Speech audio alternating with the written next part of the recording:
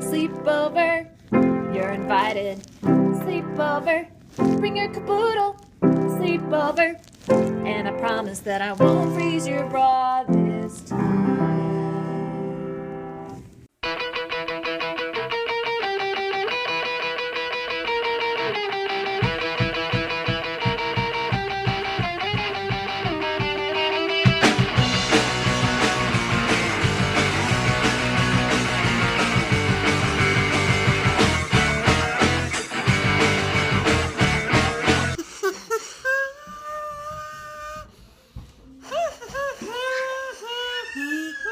Okay, Marie, it's time for the show. Huh? No!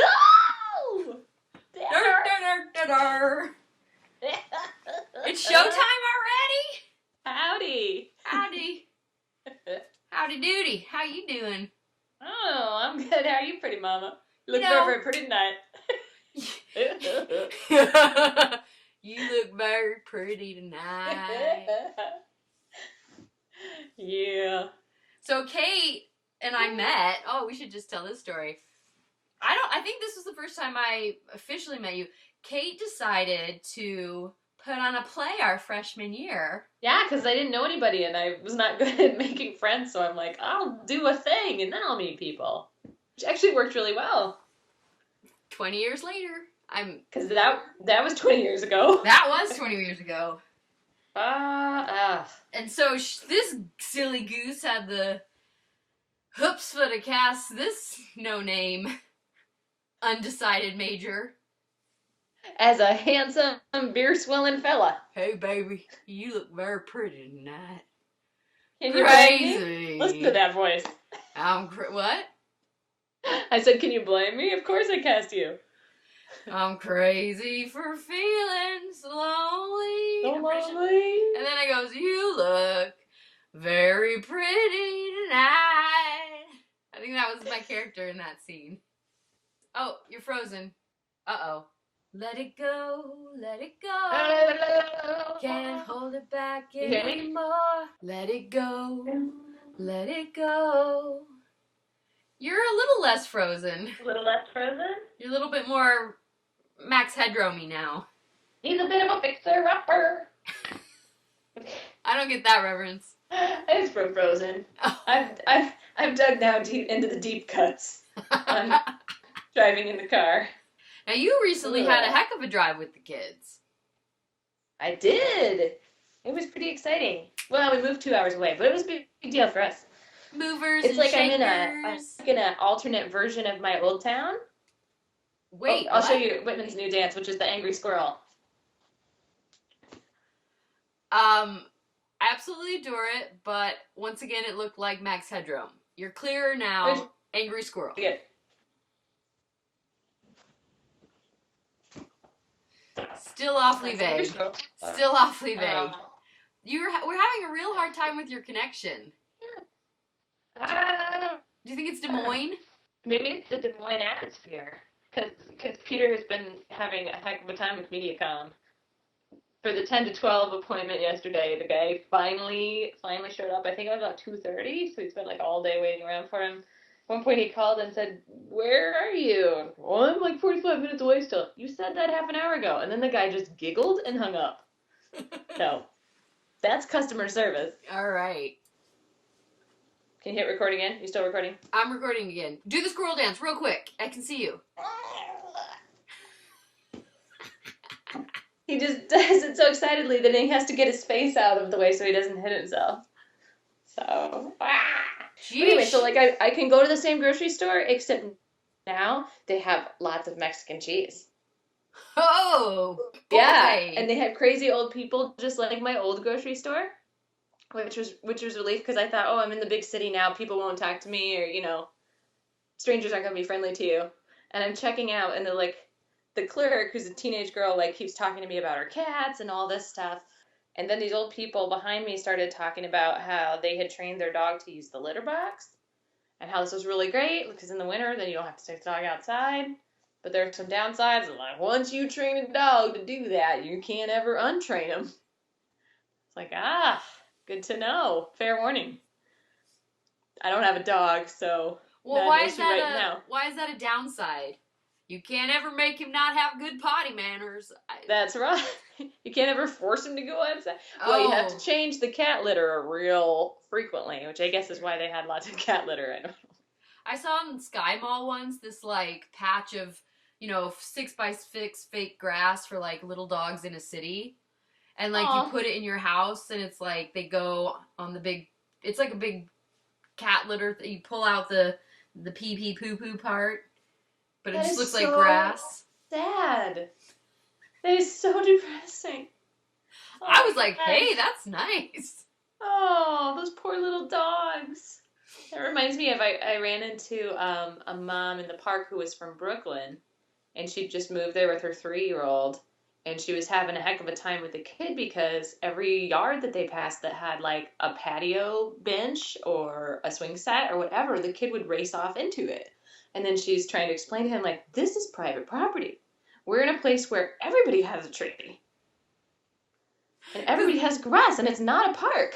And the kid is just getting increasingly upset and pissed off because you're passing by fabulous places to play every 3 seconds. And I'm like, yep, we all have that here. Everybody has a tree. It's awesome. You know what else we got in the Midwest? What do we got? Monster trucks. Hell yeah. Decker. Well, Decker's actually a friend of mine. This is his band. But I went to a monster truck rally. Nice. And I figured I needed a trucker hat. You kind of did. I Did you I get didn't wear it shaken all up? gangster, but Now, was this your Virgin monster truck experience? it was. I had always watched the commercials as a kid. And sadly, there was no Truckzilla at this monster truck rally. But there was all this stuff. Blah, blah, blah, blah, blah, blah, blah. Hey, Kate, I'm coming to you live from the monster truck rally. Oh, Disney. Let's make some noise in here! Of the Monster Truck Destruction Tour 5 of the biggest, baddest monster trucks you will see. You guys ready to get this thing started tonight? All right!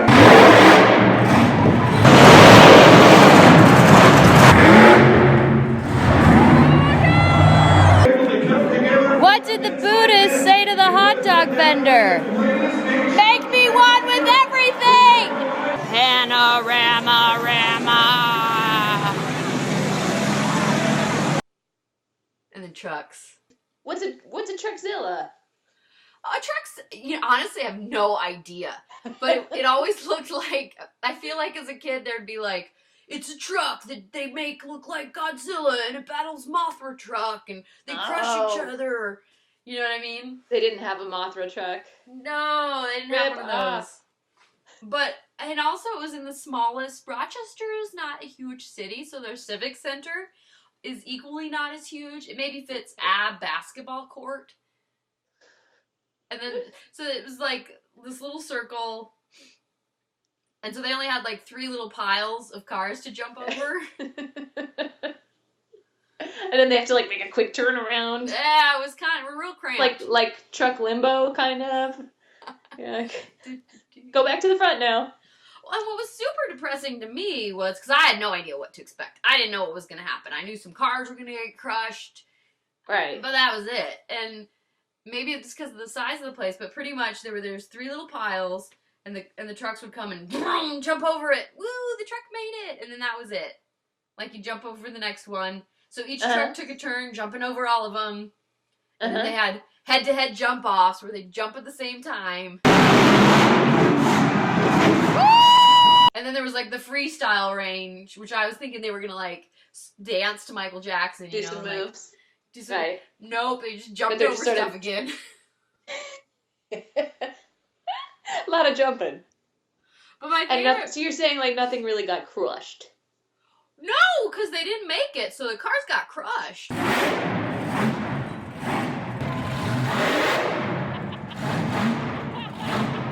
For sure. Oh, okay. Cool. All right. But it was like ooh, you did a bad job, you crushed the car. You want to biff over the car. A little more rise on that mother. A little more rise. But then my favorite part was, At some point, they found out that this was almost as fun as the real monster trucks. They got out little, them little radio car trucks. They put a ramp out of the cars, and then little radio car trucks just zooped. Oh. So they had mini monster truck rally. Did they jump the big cars or mini cars? No, the big uns. Well, that would be fun to watch. Clark. And then they'd fall into a window or a sunroof or Something something. like that.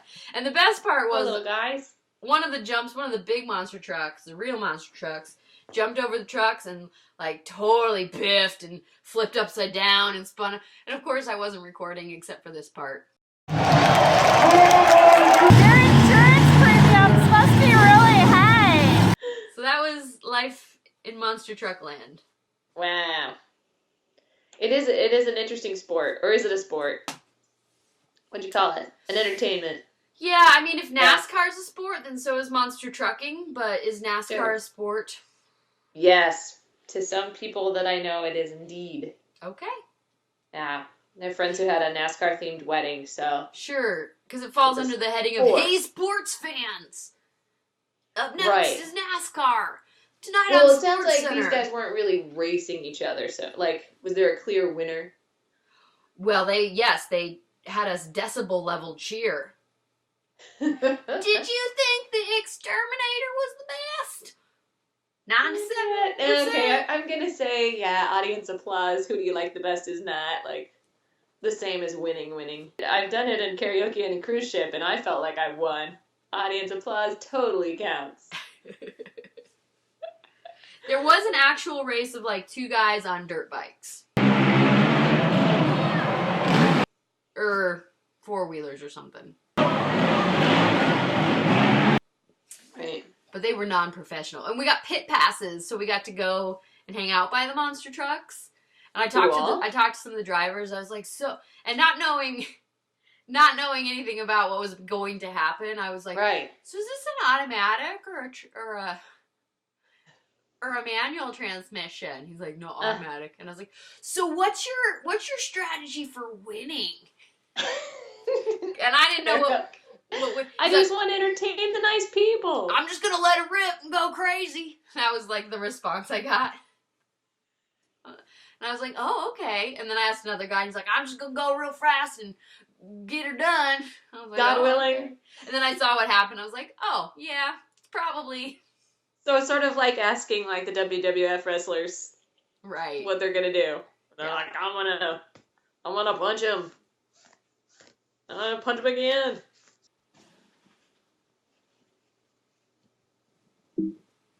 And it's time for Pen Name Game! Pen Name Game! We are getting good at transitions, Kate. We are just nailing this. Seriously? Well, you find out a lot when you're a parent that you have to sing things. Okay. Alright, so you get inspired. And so I was talking about having a parent band. And my friend Darcy was telling me about the magic of breastfeeding and how dads get really irritated because they can't do what the mom can do and the baby's all pissed off. So one of her songs is try to understand, try to understand their magic ma'ams. Oh. Yeah. She also contributed a song. I don't know how the song goes, but the title, Fisher Price. I super don't get the reference of that. Fissure is just like a disgusting wound. So it'd be like a rock song. Oh, the band is Fisher Price. Guns N' Roses, Welcome to the Jungle. Jim. This is not a real band. This is just a problem I have. I call it Chi-Chi's in my cleavage. This might be like a sad ballad. Chi-Chi's? Chi-Chi's. Cheerios. Okay, I'm super out of my depths here. I am not. You're gonna find a lot of horrifying things out here. I'm just gonna open up my iTunes and let's see. iTunes store.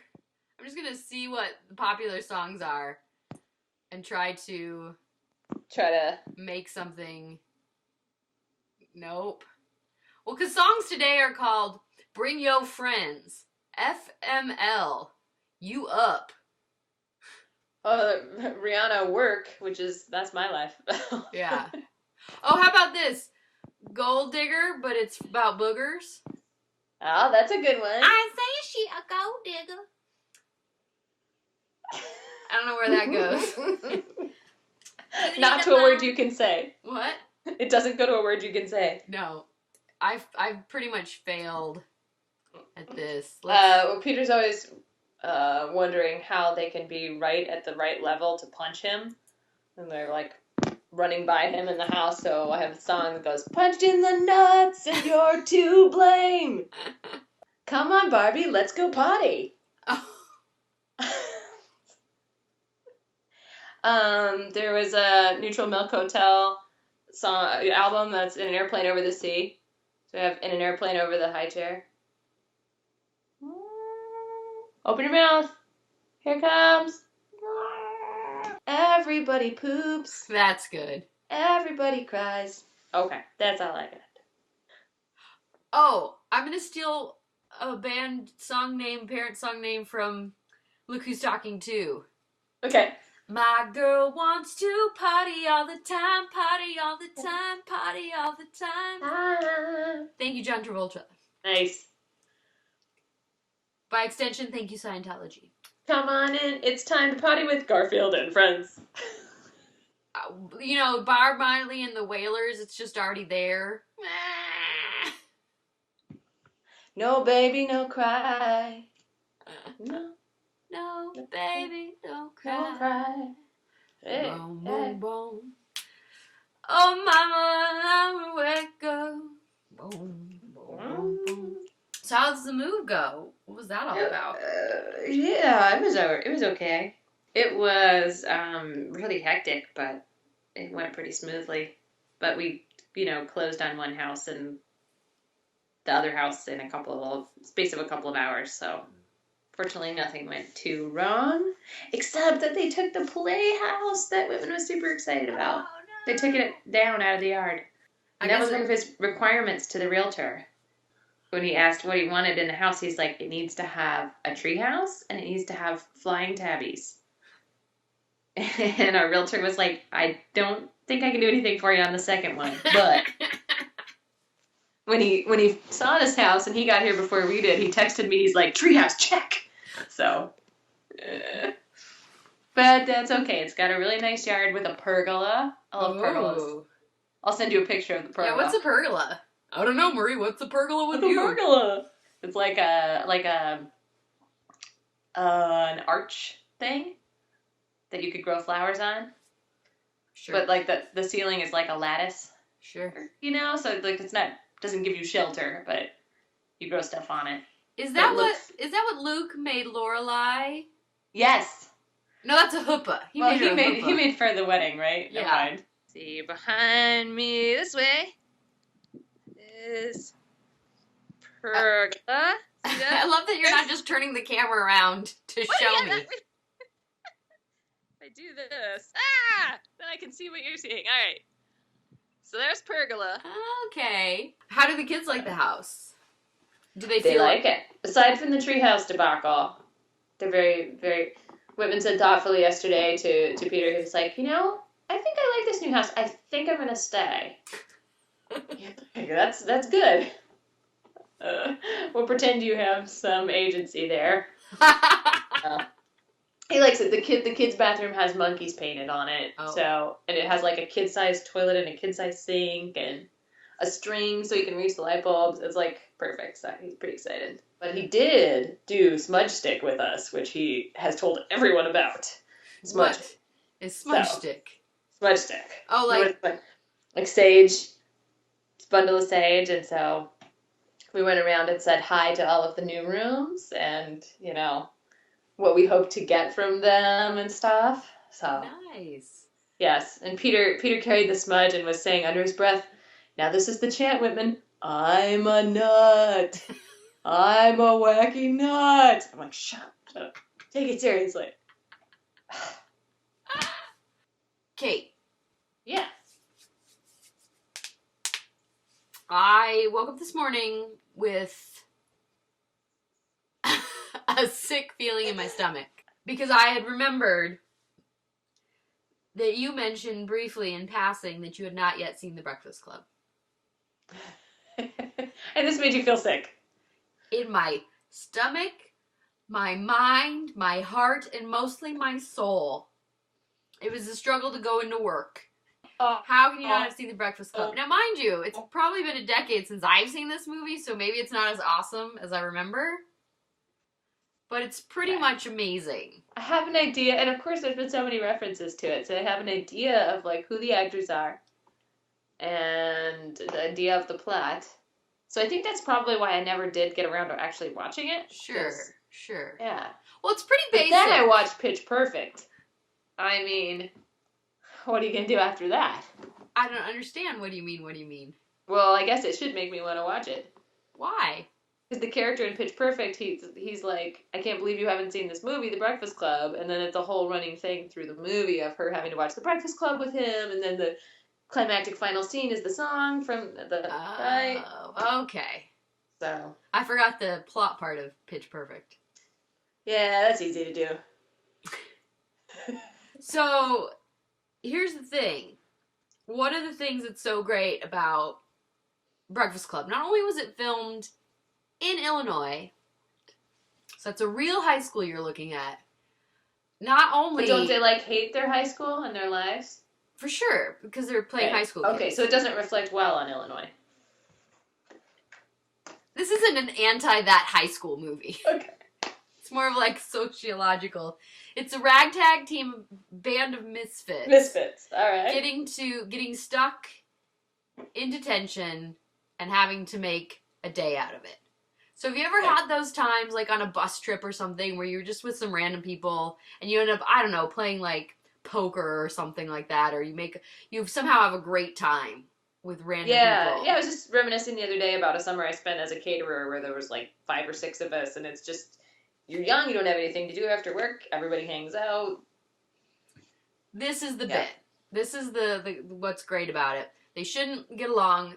They have a lot of conflict. They do get along, but what I think is great about it, I've just found out, is there's a lot of improv to it. They let the actors really go to town, and you can see that in sort of the fun montagey scenes. It's really like you can't script her like shaking the dandruff out of her head. Like they're like, you be weird and action. But there's a big scene at the end where everybody kind of goes around in a circle and talks about what got them to be in detention that day. There was no script.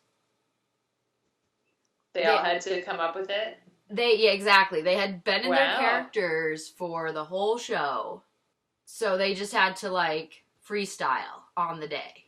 So it's the last scene, and they just have to improv based on the characters they've developed throughout the shoot. Which is kind of why it's dumb. Okay, I'm intrigued. I gotta watch that scene again. This is the game we're playing, is make me interested in this movie. Yeah. It's working. Yes. You hooked me there. Okay. And Judd Nelson is just such a perfect... He's just got such acting chops at, like, 18 or 24, whatever age the 80s you played a young kid in.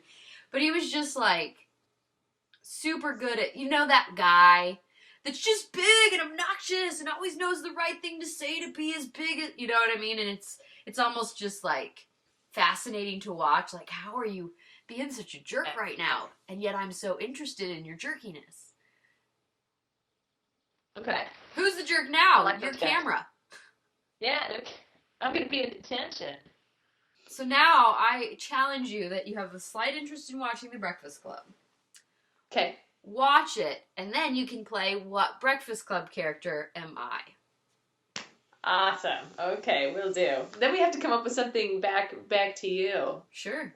Big. Yeah. I've never seen Legend with Tom Cruise. Neither have I. Oh, I thought that was one of your favorite movies. I guess not. I could make you listen to a musical soundtrack. Sure. How about Hamilton? Have you heard Hamilton? That was my soundtrack for moving. The play about Alexander Hamilton. Awesome. It's yeah. It's great. All right, here's what's going to happen. Okay. I'm going to listen to that song, and next episode I'm going to rap it. You watch The Which Breakfast one? Club, and I'll rap Okay. Hamilton for you. You'll rap Hamilton? The whole thing? Well, You as pick much a as I song. can get. Yeah. Awesome. There Just it start is. at the beginning and go from there. Oh, you mean the whole show? No, just that one rap that he sang for Obama. I was trying to figure out "Be humble, let your light shine," and it kind of finally occurred to me, like, I was really reading that wrong. You're supposed to be humble, and the concept is your light will do what shines. You be humble. You Don't need try to shine your light. I'm You pretty don't sure. need to tell everybody. Does that sound let your actions speak? Right. Does that seem about right? Yeah. You're natural. You don't magnify your natural light.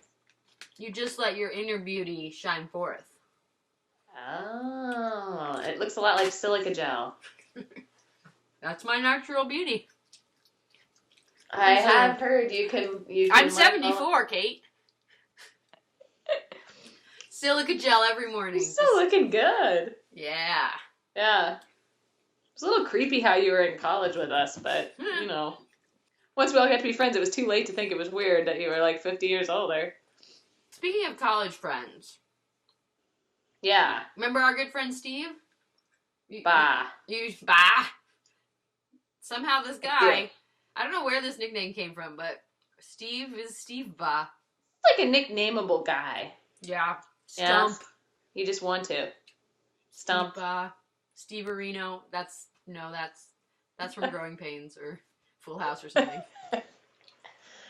Anyway. Steve was kind enough to contribute to the show. Thank you. He's ready to practice. So anyway, he took one of his favorite songs from the Fleet Foxes. When I heard the song and I thought it was an original song, I was like, boy, that sounds a lot like an Irish punk meets Fleet Foxes. And then he was like, it is a Fleet Foxes. That's why it sounds like it. He does his own harmonies because of this computer program. I'm amazed by how you do that and how you do it live. Yeah, so this is a live recording Crazy. of our friend Steve with a semi-live recording of me using a paint program. Cue the music!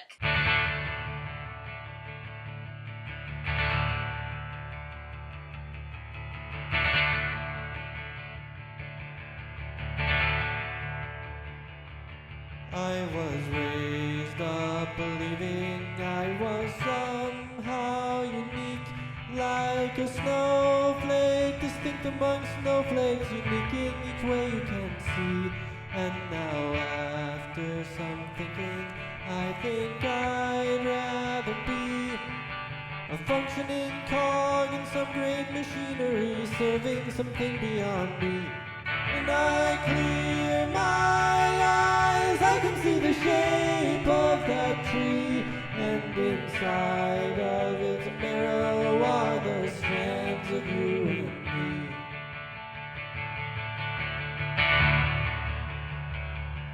Erase my name, erase my station, wipe away all I thought of as me. Immerse me as a drop in the ocean and watch all my ripples fly free. Then bow down and be grateful and say all I have is for thee. Unite my will with the divine will and see what my future will be. And there's only one voice to believe. It will push me on like the sap in the tree.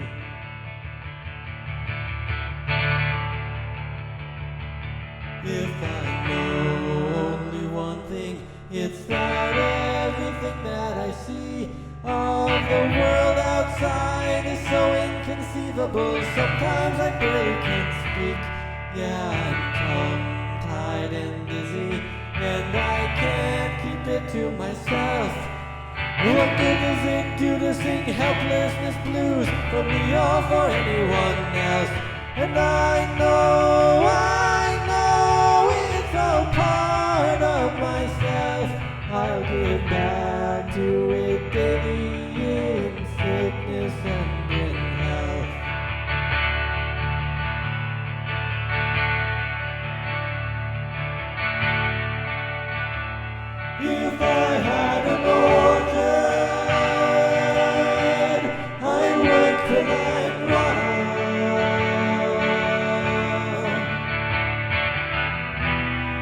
I had an orchard, I'd work till I'm sun. You would wait tables and sing round the store. Red hair in the sunlight, my night in the dawn.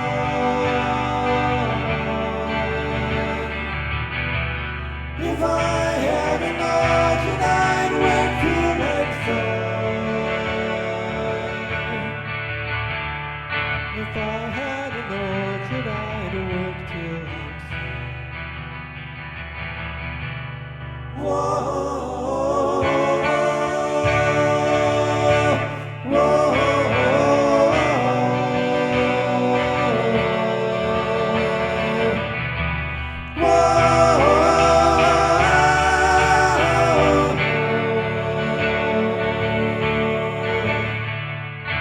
someday we'll meet on the leaves of that tree.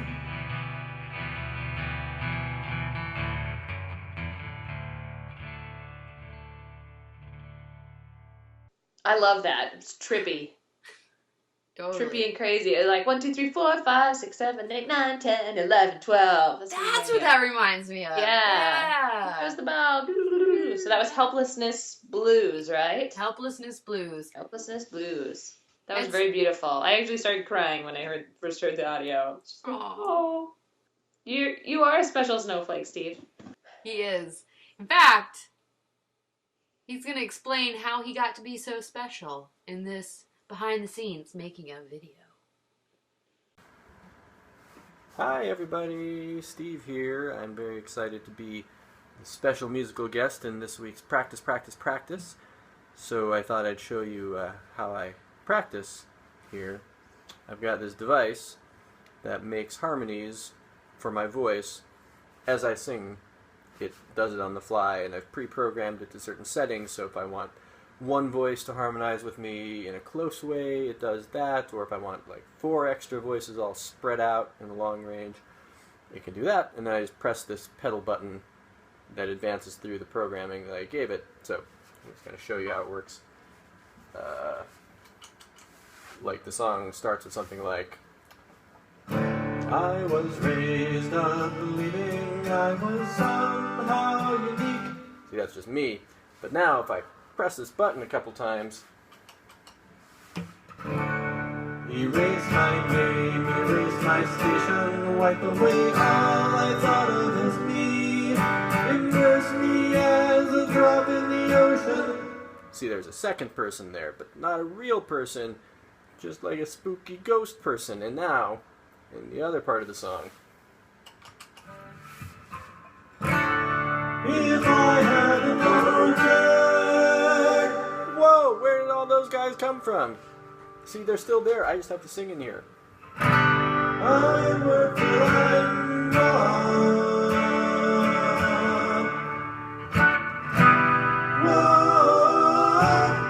Etc. You get the idea. So the thing that makes all this happen is this thing. It's called the Voice Live, so if you're a singer, you may find it interesting. I can tell you all about it. Okay, enjoy the rest of Sleepover. Bye! All right, thank you, Steve, for Okay. bringing back practice, practice, practice. Icky, icky insects full of eggs. Icky, icky insects hatch from eggs. This is the song we've had Ladies to and listen gentlemen, Kate has to gone over and insane. over. I've now lost my mind. In the air and sea, and on the ground. Okay, guys, I gotta go. My co-host has gone nutso. Somebody call Dr. House.